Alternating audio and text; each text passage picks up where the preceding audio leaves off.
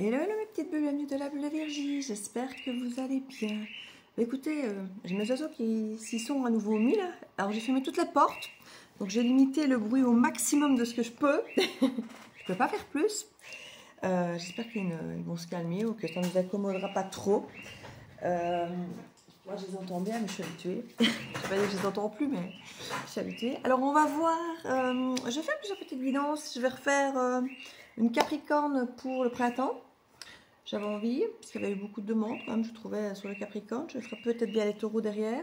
Je vais faire une guidance ici sur ce qu'il ou elle ne vous dira pas. Ou ne vous a pas dit, ou qui voudrait peut-être vous dire, ou comme je dis toujours, suivant les énergies, ça sera différent. Peut-être que ce sont des choses qu'on finira par vous dire un jour ou l'autre, ou que certaines personnes sont trop fières et ne vous diront jamais. On va un petit peu aller voir quelles sont les énergies déjà masculine pour planter le décor, voir un petit peu quelles sont les énergies. J'ai déjà fait 3-4 vidéos de ce type, donc n'hésitez pas à aller voir dans les titres. Chaque fois, je mets un petit peu le style de caractère de la personne pour que vous puissiez éventuellement reconnaître un petit peu. Ici, je plante le décor, alors je mets des traits physiques, mais ça, c'est plus mais c'est pas forcément se dire, ben non, je ne correspond pas à ce type physique, donc il faut bien dire que c'est une guidance collective, donc ça ne devrait pas tous avoir le même physique. Mais ici, on va les voir. Il y a des typicités parfois aussi bien masculines que féminines dans une même personne, bien sûr. Parfois, on a face à face. Parfois, on a deux personnes qui sont en face à face. Il peut y avoir vous dans l'une des deux et l'autre en face. Et généralement, quand je tire les cartes comme ça, c'est pour avoir un truc complet sur la personne qui est face à vous. Donc, on cherche les énergies féminines et masculines. On va un petit peu aller voir de quoi ça nous parle. Je ne sais pas, on va voir s'il y a quelque chose. Peut-être qu'il ne voulait pas rentrer. Est-ce qu'il fallait que je retienne compte de ces trois-là? On va voir. On regardera.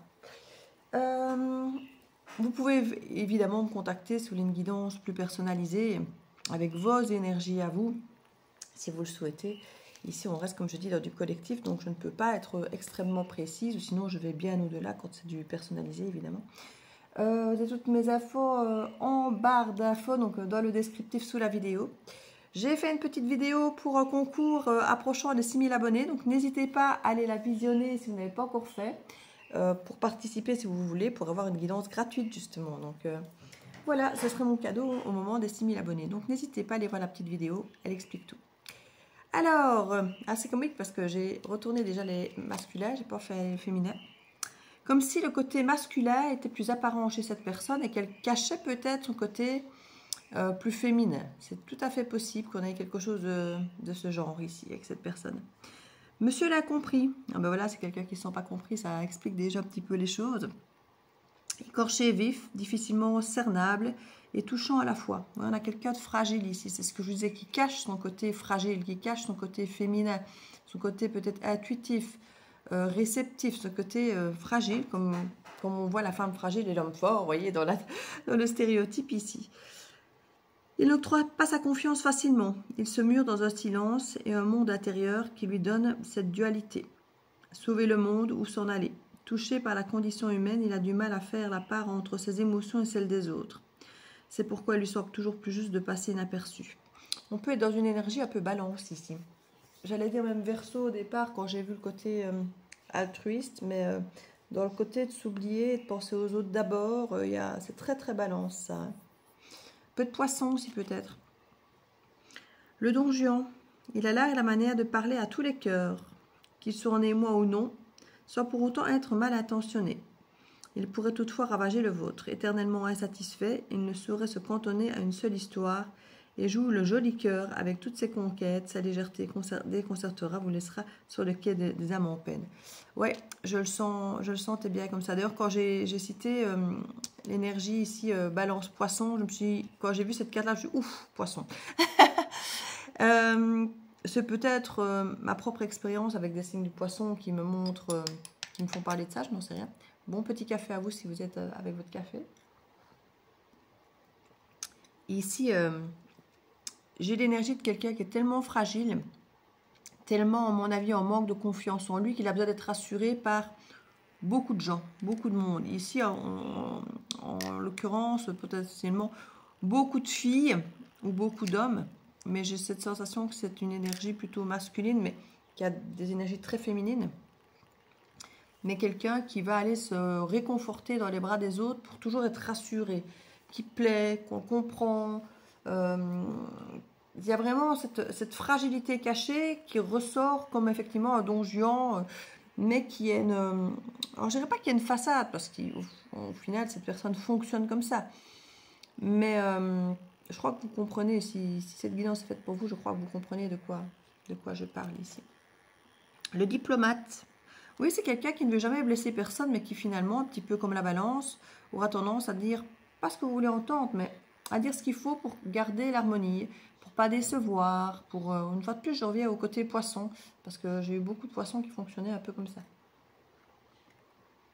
Mais quand il fallait réellement un peu creuser dans les ressentis, dans les émotions, il n'y a plus personne, hein, on se cache.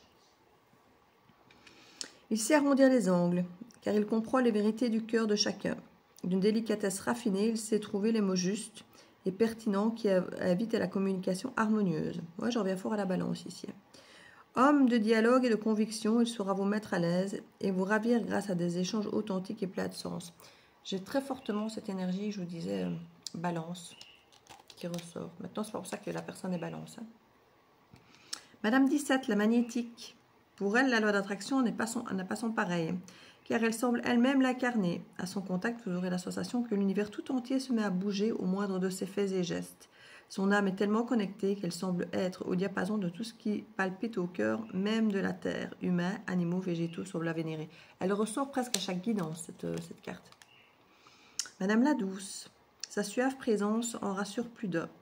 Elle est ce réconfortant murmure capable de dissiper vos tempêtes intérieures les plus déchaînées et dissiper les orages menaçants qui planent sur votre vie. Vous allez vous sentir instantanément réconforté à son contact.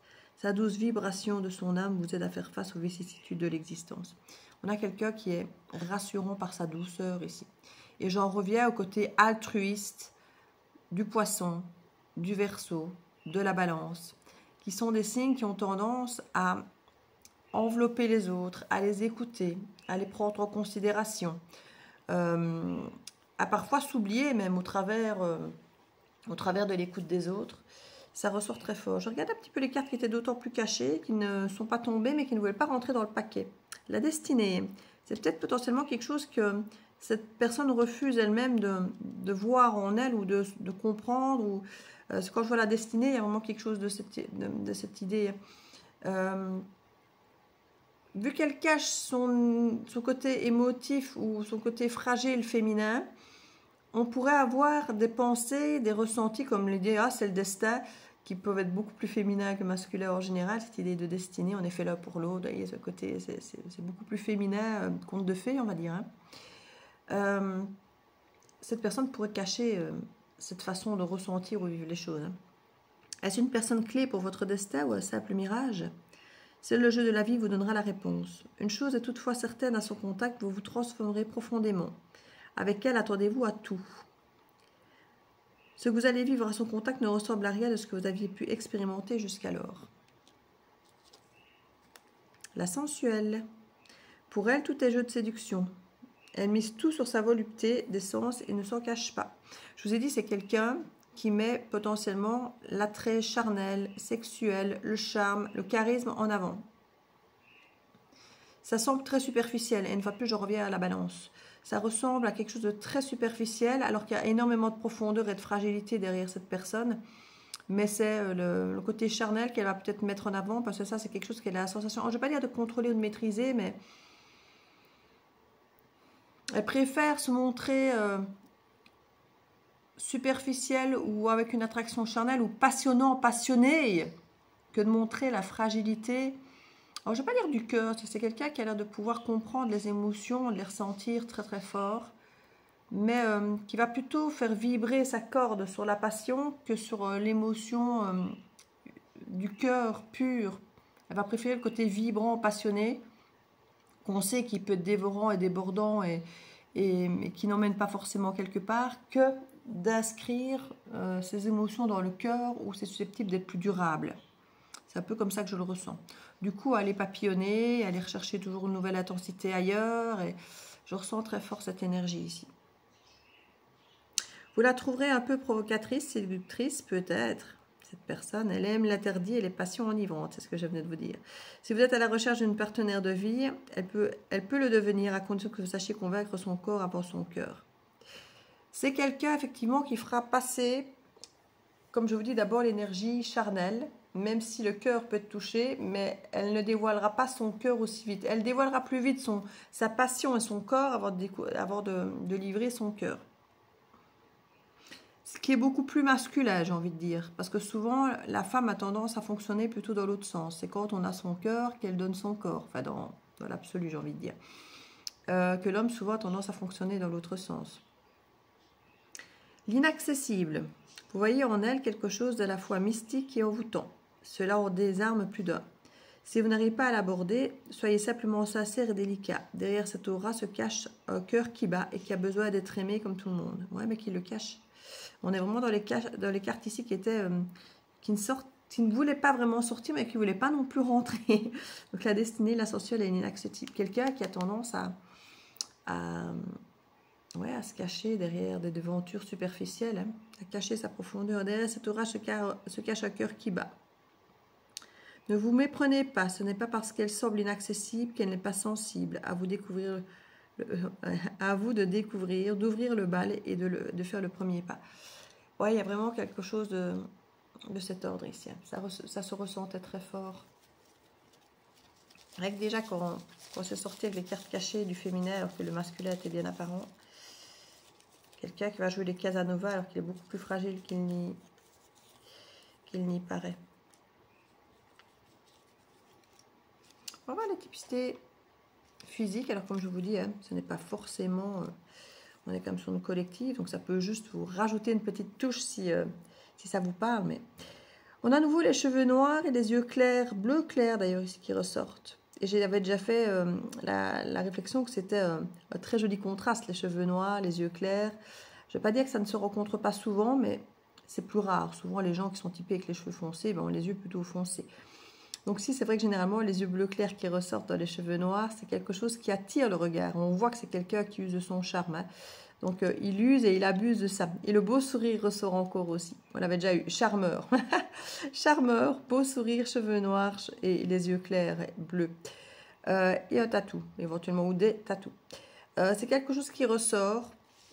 On ressent le côté avec le tatou, j'ai envie de dire un peu rebelle. J'ai l'impression que c'est un tatouage qui est un peu plus dans la rébellion plutôt que dans... Alors, je ne dis pas qu'il n'y a pas quelque chose de sentimental derrière ce tatouage, mais ça défend une valeur très profonde émotionnelle. Dans sa rébellion, peut-être, mais comme peut-être la liberté, par exemple. Vous voyez, ça peut être un tatouage, par exemple, avec une colombe, un oiseau hors de la cage... Vous allez me dire c'est assez féminin comme... Mais peut-être un oiseau, mais peut-être un oiseau plus sage, alors un hibou, quelque chose, je ne sais pas. Il y a quelque chose... D'ailleurs, je ne sais pas pourquoi je me suis dirigée vers des oiseaux. Parce qu'on a vu liberté, je vous parlais de liberté tout à l'heure. À voir, vous me direz.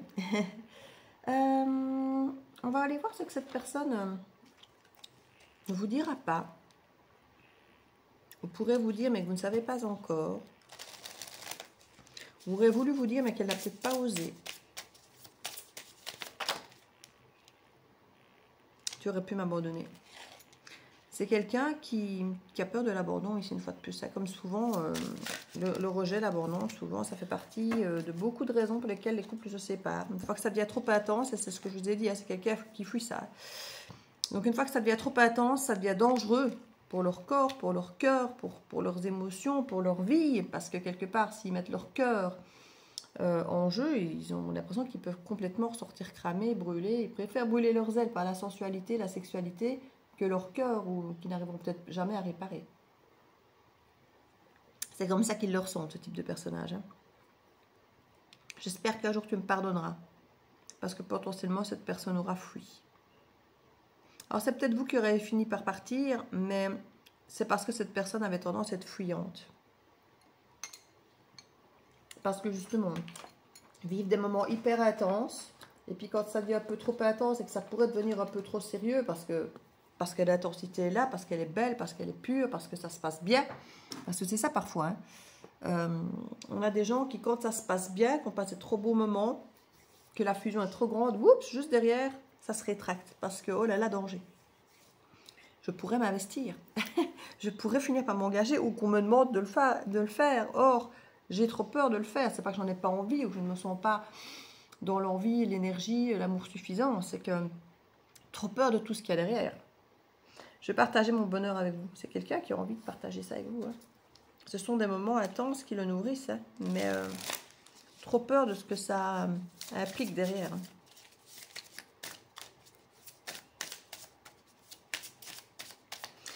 Ici, c'est pas que c'est quelqu'un qui a peur de s'engager pour perdre sa liberté, même si c'est important pour lui ou pour elle.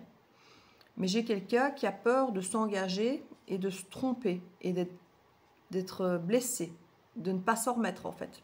Parce qu'il me dira, si je m'engage, c'est la vie et la mort. Je m'applique totalement. Et c'est quelqu'un qui l'a peut-être déjà fait, qui en est peut-être sorti très blessé, ou très déçu, ou d'avoir tout donné, d'être sorti plumé financièrement et tout. Et quelqu'un qui potentiellement se sera dit plus jamais je ne m'investirai avec mon cœur de cette façon parce que c'est trop difficile d'en sortir. Cette personne n'en est peut-être même pas encore vraiment sortie si ça se trouve, hein, de sa blessure précédente. Je veux pas être platonique. Oui, puisque c'est à travers ça que cette personne... Vous pourriez lui dire, écoute, si toi, ton cœur, tu veux pas l'investir, moi, j'investirai pas mon corps.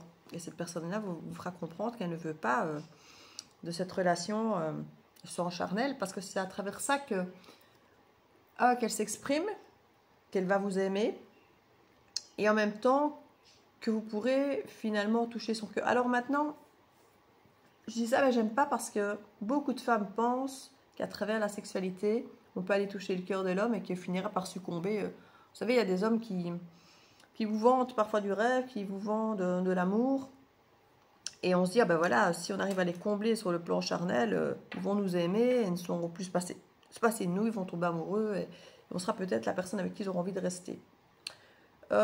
Pour certains types de personnes, comme peut-être celle-ci, oui, éventuellement, quoique je ne suis pas sûre que ça reste une personne qui pourrait être fidèle. Mais dans la généralité, non.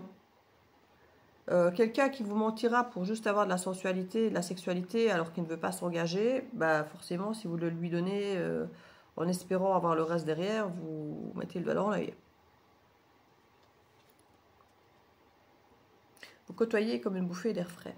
C'est quelqu'un qui va vouloir rester en superficialité, hein, parce que c'est là qu'il est dans sa zone de confort, de protection. Hein.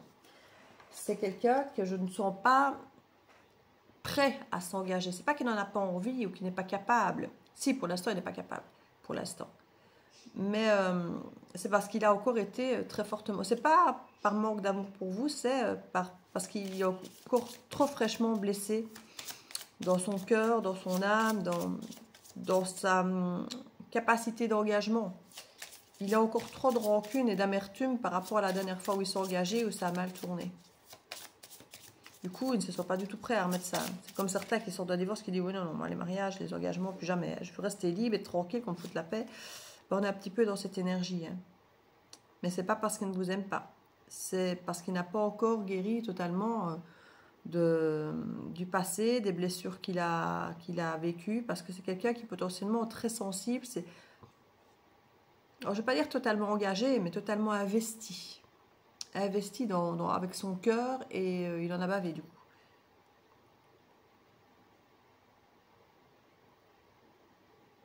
Il a besoin de plus de temps avant de venir vers vous. C'est ce que je vais vous dire, il n'est pas guéri, il est encore meurtri d'un truc passé.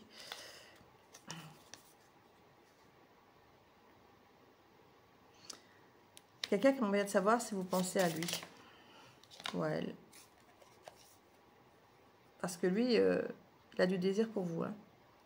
Alors vous allez me dire, c'est pas forcément ce que vous allez me dire, c'est que vous voulez. Vous avez peut-être envie qu'il pense à vous, qu'il vous aime, qu'il ait des envies d'engagement, des envies de vous aimer à long terme. Alors qu'ici, c'est quelqu'un qui se demande si vous pensez à lui, parce que lui, il pense à vous, mais de façon charnelle.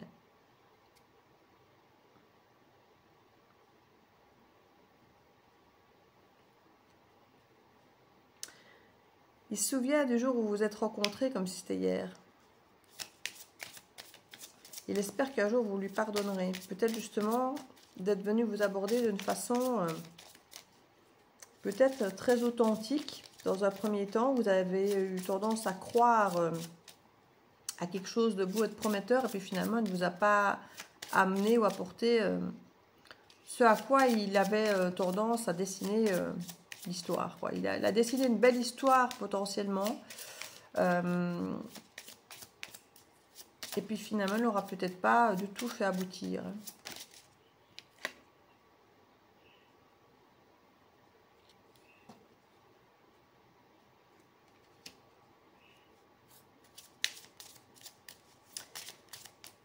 Ici, on dit qu'il veut partager son bonheur avec vous et en même temps, il dit, est-ce que tu entends quand je murmure ton nom? Il y a quelque chose, il y a... Cette personne pense tout le temps à vous, hein, et elle vous parle, elle vous appelle. Il y a ce côté... Vous pouvez avoir cette sensation avec cette personne d'avoir un ressenti un peu télépathique, psychique, hors de la 3D, là, un peu dans l'éther, en 5D, même s'il n'y a pas le côté spirituel ou autre qui ressort, il y a un peu de ça ici qui ressort. Ne pensez pas qu'un amour comme le vôtre existait. C'est quelqu'un qui dit, j'ai jamais été aimé comme ça.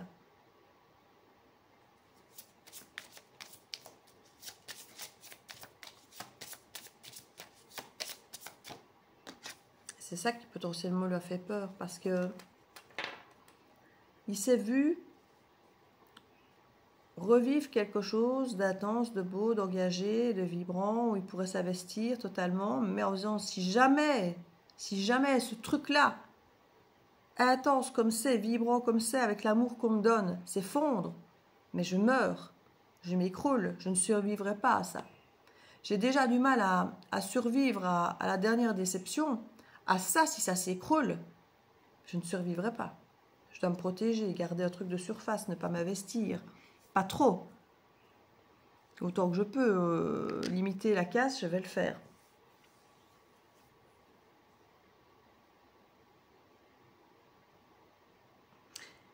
Il y avait la carte de la destinée. Et ici, on nous parle d'étoiles. Que quelque part, cette rencontre était destinée et que c'était écrit dans les étoiles que vous deviez vous rencontrer. C'est là, dans l'idée de cette destinée, cette idée d'âme sœur, quand je vous parlais de 5D tout à l'heure, vous lui manquez. Et c'est tout ce qu'il ne voulait pas. Que vous ayez cette espèce de pouvoir sur lui, sur elle, c'est tout ce que cette personne ne voulait pas en fait.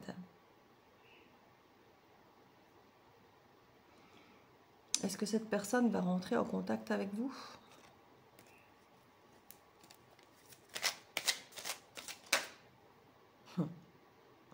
Plutôt quelqu'un qui va fuir. Fuir parce que besoin de repos. C'est comme il disait ici, pas maintenant. Il a des choses à faire avant. Ça ne dit pas non, mais j'en entends certains qui vont me dire, ouais mais c'est bon quoi, j'ai assez attendu, je ne vais pas encore attendre de poireauter éternellement. À la limite, on verra si cette personne surpoids, on avisera à ce moment-là, mais là maintenant, j'ai plus envie d'attendre. J'ai déjà mis beaucoup d'eau dans mon vin, j'ai déjà beaucoup attendu, j'ai déjà beaucoup souffert, j'ai beaucoup déjà été... et d'autres me diront, j'attendrai, parce que cette connexion ne ressemble à aucune autre, et quelque part, je patienterai, parce que flamme jumelle, machin. Alors, comme je dis toujours, le principe de la flamme jumelle, c'est pas d'attendre l'autre. Hein. Le principe de la flamme jumelle, c'est de chacun évoluer de son côté. On se recroise pour voir où on en est, comment l'autre vient appuyer à merveille sur les boutons de toutes mes blessures pour me faire repartir chacun de votre côté, pour continuer à vous guérir chacun de votre côté. Et au bout d'un certain nombre d'incarnations, il y a réunion des deux flammes. Mais c'est exceptionnel. Et c'est au bout du travail qu'il y a cette réunion des flammes, pas à chaque incarnation. Donc vous pouvez toute votre vie fuir cette fameuse flamme jumelle. Donc n'imaginez pas que l'attendre soit le bon plan. Non, C'est justement pas le but. À la fin, quand la féminine a fait le travail, limite, elle attend plus l'autre. Et limite, quand il revient, je vais pas dire qu'elle va le faire galérer, mais presque, parce qu'elle n'a plus besoin qu'il revienne. Elle a fait le travail, elle est autonome, elle est indépendante, elle a reconstruit sa vie. C'est d'ailleurs pour ça que le masculin revient, parce qu'elle redevient attrayante et plus à attendre. Et à ce moment-là, limite, le masculin doit refaire ses preuves et prouver qu'il a des valeurs et que... Voilà, et à ce moment-là, le masculin s'investit comme il ne l'a jamais fait parce que là, il y a plus, la féminine n'est plus acquise. Et en fait, le travail redevient plus sain, j'ai envie de dire. Parce qu'il n'y a plus de dépendance émotionnelle affective, que la féminine a peut-être trop eu tendance à... C'est souvent une féminine qui court derrière, mais pas toujours, hein, on peut avoir un masculin. Mais si c'est le masculin qui court, c'est sa partie féminine. Et c'est la partie masculine qui fuit. La loi de l'attraction. C'est votre conseil. Vous attirez à vous tout ce qui vous arrive dans la vie avec lucidité. Voyez la puissance de cette force. Ça résume un peu ce que je viens de vous expliquer. Ce jeu du chat de la souris. On attire ce qu'on est. Si on court après quelqu'un, il va continuer à courir et à nous faire courir derrière. Il y a ce principe... on ne court pas après ce qu'on a déjà d'acquis. Voilà.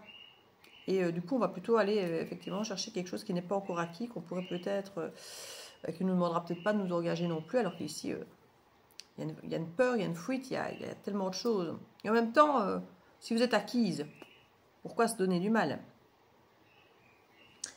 Donc ici, gardez cette énergie positive en vous, continuez à aller de l'avant, vibrez l'énergie positive. On parle de loi d'attraction, mais comme je dis, la loi de l'attraction, c'est pas se dire je le veux, je le veux, je le veux, je le veux, je le veux et courir après. Non. Aimez-vous, vous.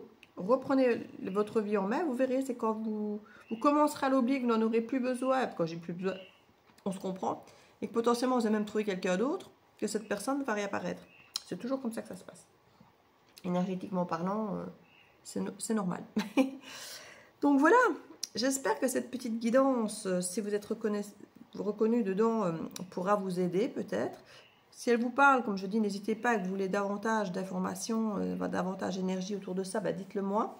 Contactez-moi pour une guidance personnalisée.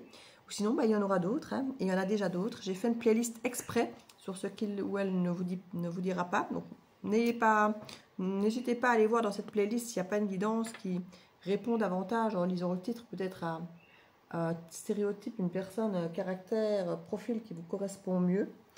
Sinon, il y en aura d'autres. Je vous fais des bisous et à bientôt dans la Bulle de Viergie. Ciao, ciao.